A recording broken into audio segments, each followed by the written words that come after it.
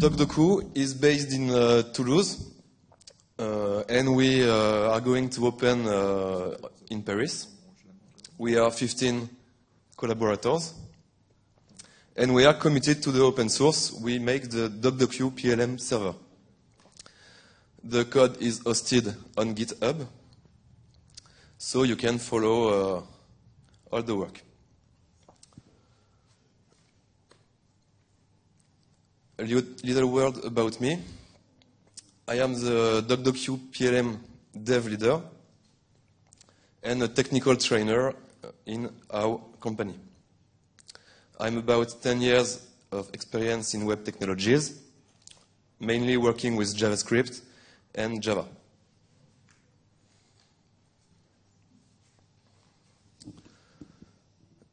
In the first part of this presentation, we'll introduce the product lifecycle management, everything around it. Then we'll talk about CAD files. What are CAD files? Who use CAD files?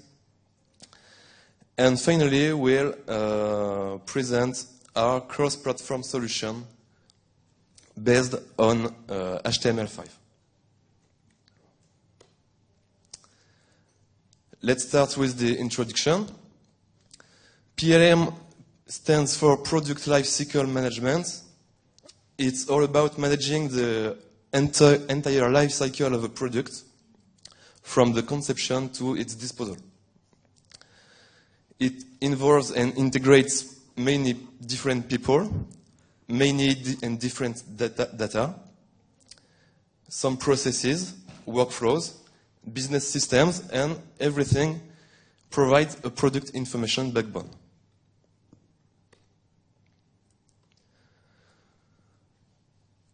We are working in PLM with what we call a product breakdown structure. It's a representation of a product, which is a hierarchical listing of assemblies and components, like a tree, and the quantities on each node, which is necessary to produce the final product.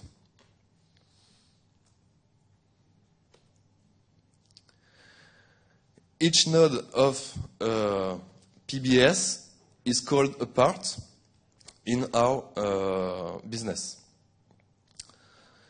Each part stores every information of a component, basically its name, its part number, some custom attributes, geometry files, but also could be linked to documents, spreadsheets, issues, orders, requests. So it's the entry point of the structure. Each part is identified by its part number, and you may find it at multiple PBS levels. So, for example, this is the kind of part numbers we are dealing with.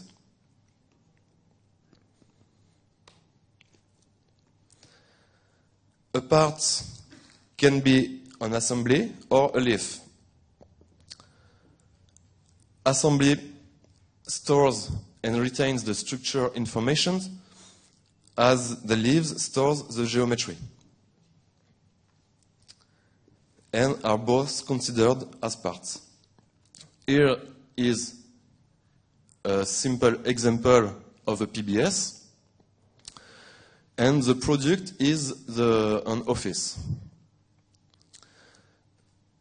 So I have a part which is named office at the top of the structure, which is revision A, iteration 1. And under this part, I will find other parts, which are leaves, which are the final parts of the tree. Some of them are marked with a pencil and some with an eye.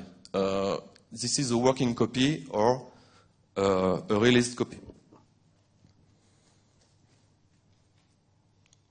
So you see, there are many business involved, not only computers or electronics manufacturers, but also chair, coffee cup, and lights.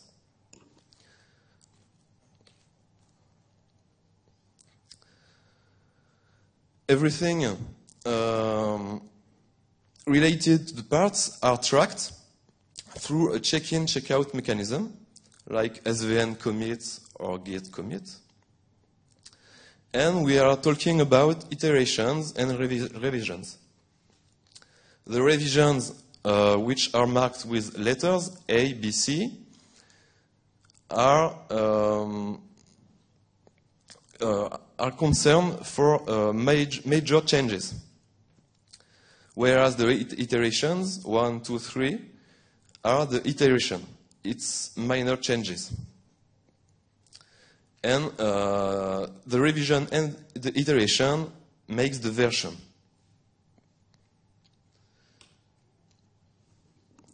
Now, let's have a look on what are CAD files, who use them, and how we handle them.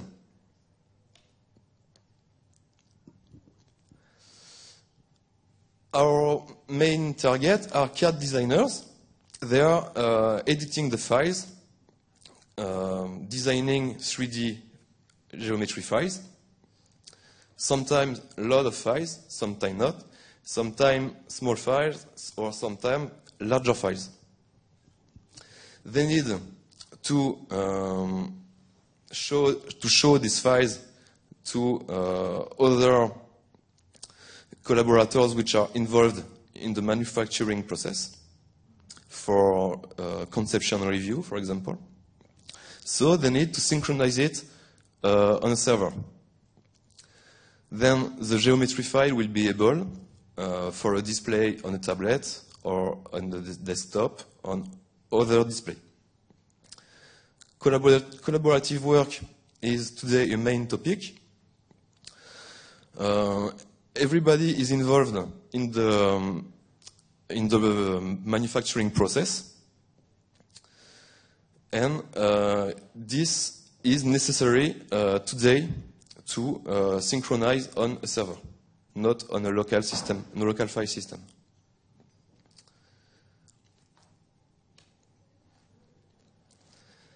There are many formats in the industry.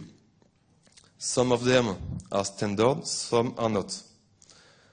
In the standard formats, we'll find the step, EFC, OBJ, JSON also, Collada, and some other are not standard, which are proprietary formats.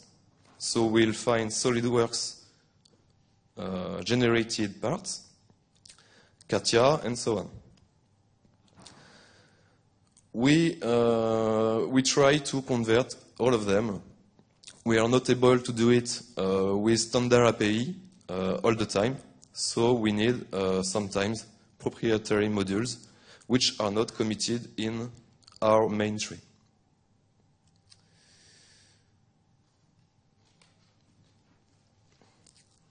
The content of the CAD files can be different depending on the format. Some formats can contain geometry only on text format or binary format. Other formats can only contain structure, and some can contain both.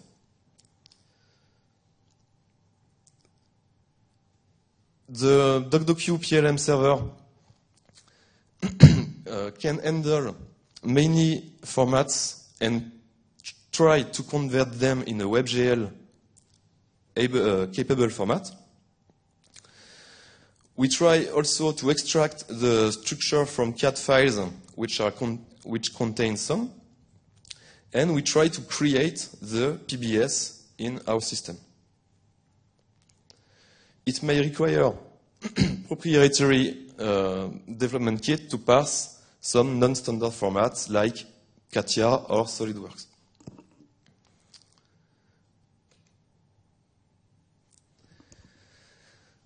In the CAD designer world, there's also many edition tools, many platforms, Windows, Mac OS X, Linux, and some editors like AutoCAD, SolidWorks, CATIA, BIM Editor, FreeCAD also, or Blender, all different for different needs. Developing a plugin is not realistic. It would require much resources. For a small company like us, it's not possible. It would also involve to maintain every software product. If we are developing a plugin for CATIA 2.1, we'll must make it for 2.2 if needed, if the APIs change. So this is not possible in our case.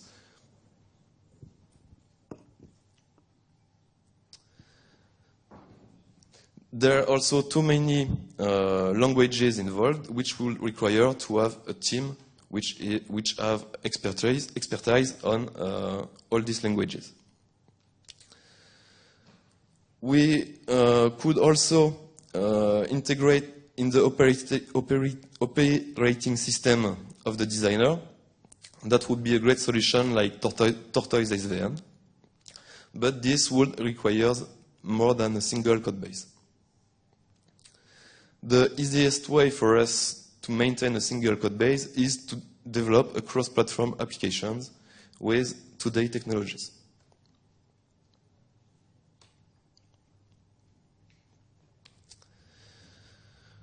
So first, what we did is developed a command line interface, which is quite simple and fits for most advanced users and nerds.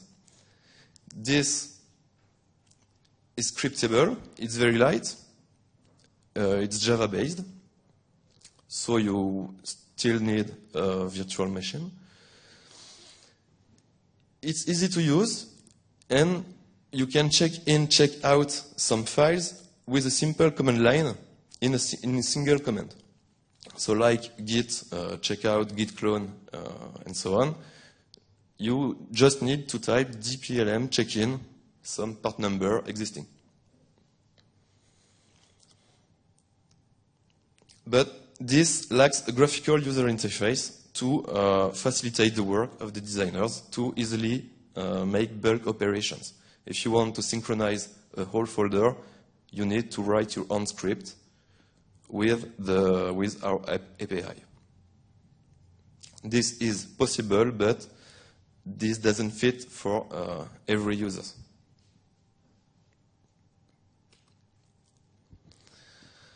So we had to choose a technology for that, which could be native, web-based, but what do we need exactly? We needed to read and write the user's file system, to be able to interact with our REST web services, which produce JSON, interact also with our command line interface, which has already all the implementation. Also have a responsive design for each display, each platform, something that we can exactly design how we want and have no surprises depending the platform. And also have a 3D preview of the designer's work.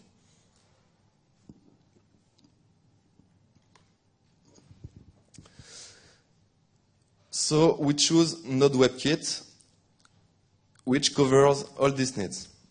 Node-webkit, basically just a nutshell, which is wrapping Node.js and a WebKit browser. When you launch node-webkit from your command line, this window appears. You have already the operating system native window, and you are in a WebKit environment and a Node.js environment. So at DocDoku, we love HTML5, we love JavaScript, we love standard APIs. So we decided to use it.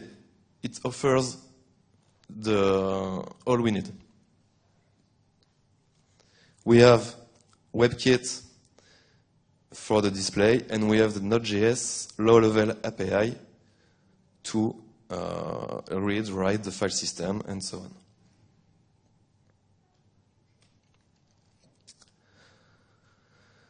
We can now discover CAD files on the user desktop. We can read their content to display them in a 3D preview if the format is standard. We have also an API to interact with our command line interface.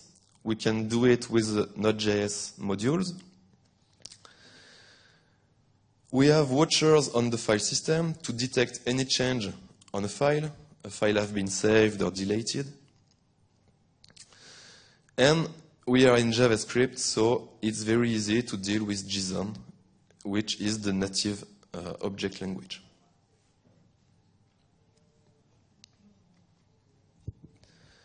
On the other side, WebKit allow us to create the design that we want,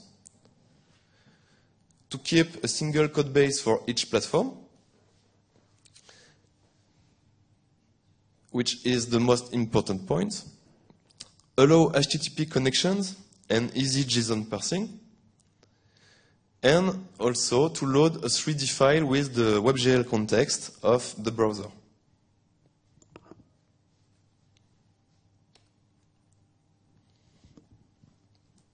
There's not only benefits, there's some disadvantage too.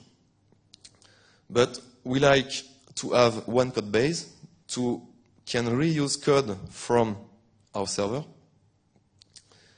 because we also have a web single page application which was already implemented before implementing this application. So we could reuse some of the classes. We have a standard API, JavaScript, HTML5. We can keep our fast development process and use the latest web technologies that are published on GitHub, for example. The last benefit of this technology is that it's very easy to package. We just need to copy our JavaScript and HTML file in the nutshell. But on the other side, we don't like so much the app size because we need to embed WebKit and Node.js. This is a disadvantage, but it's an advantage. We could see it as an advantage. We are sure of what versions of WebKit and Node.js we embed. It certainly requires more RAM and CPU. We need to instantiate a WebKit browser. And it's, we have said that of Java 20 years ago. Java will not make it. It's too heavy. We need a virtual machine. But computers are getting faster and faster. So it's not today a big disadvantage. It's quite hard to mimic the OS look and feel on which we are running the application. Some CSS libraries exist, but we did not want to use them because a bad mimic is not very good. Last point is that we rely on node-webkit so we can inherit from their bugs. But anytime we encounter a bug, we create an issue on the repo and try to help, obviously.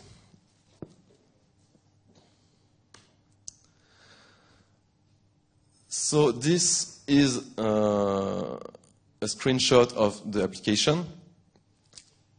Our solution is based on node-webkit. It's using Angular as the main framework, and it is used the Node.js API. So the look and feel is not like your environment. It's totally different. We choose to have a material design approach.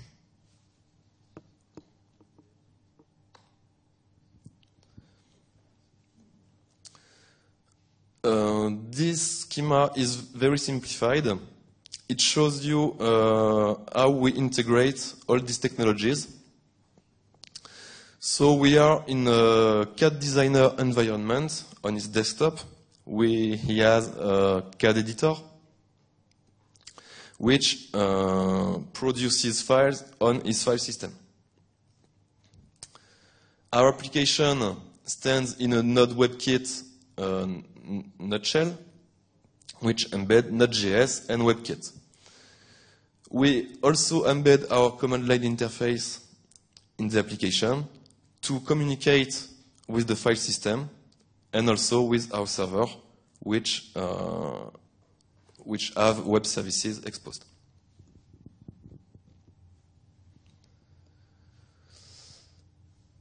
The command line interface is called by the Node.js API with a Java module or Bash module, depending on the platform. We have in the code some if on OS X or if on Windows, then do this or do that. But we keep a single code base. This is very for specific modules.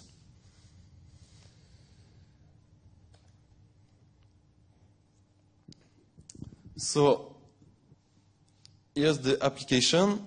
You have access to a remote and local navigation of your documents and parts. In the side menu, you have your local folders and also the remote workspaces of the server.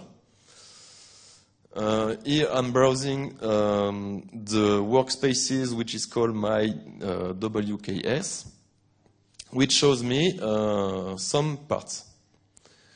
You can see the part number, the version, and the related CAD file.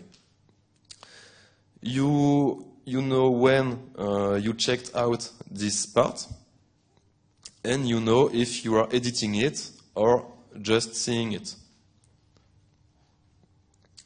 We benefit from the Angular API on filters, list displays, facility to interact and to bring a great user experience.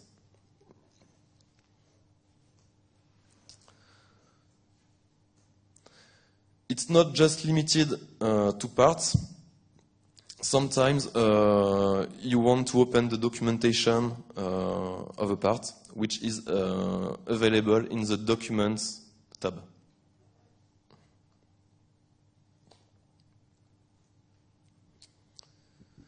We also have a file change detection with Node.js. We can know if a part has been modified on the user's file system and if it's not synchronized with the server. So we have a green tick that means it's synchronized and an orange cloud which means it's modified. Then if it's modified, the buttons are not the same that if it's synchronized. Here I can check in or just put my work on the server.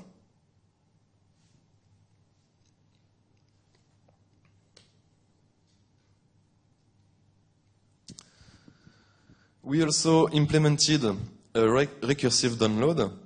If you check out a part which is an assembly, you can choose to also check out of all its children. And in the meantime, download all CAD files.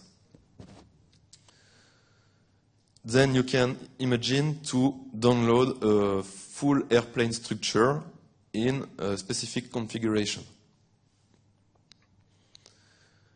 To change the configuration, you can select what is called a baseline. Latest is like a SVN head. You can also select where to save all these files.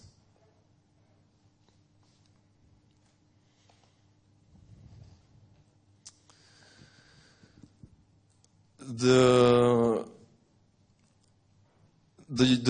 CAD designer with the command line interface could not synchronize many files in a single operation.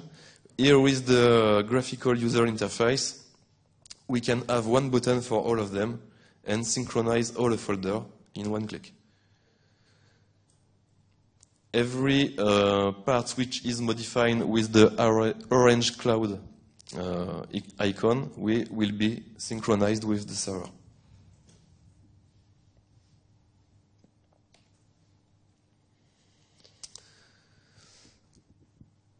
Another feature is to have a live preview of the part before putting it on the server, which use the same 3D engine than our web application, desktop application.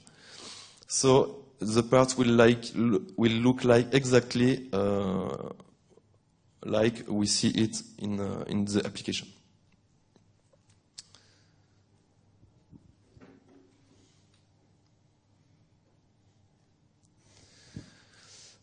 We would like to improve this application. It's not perfect on many points.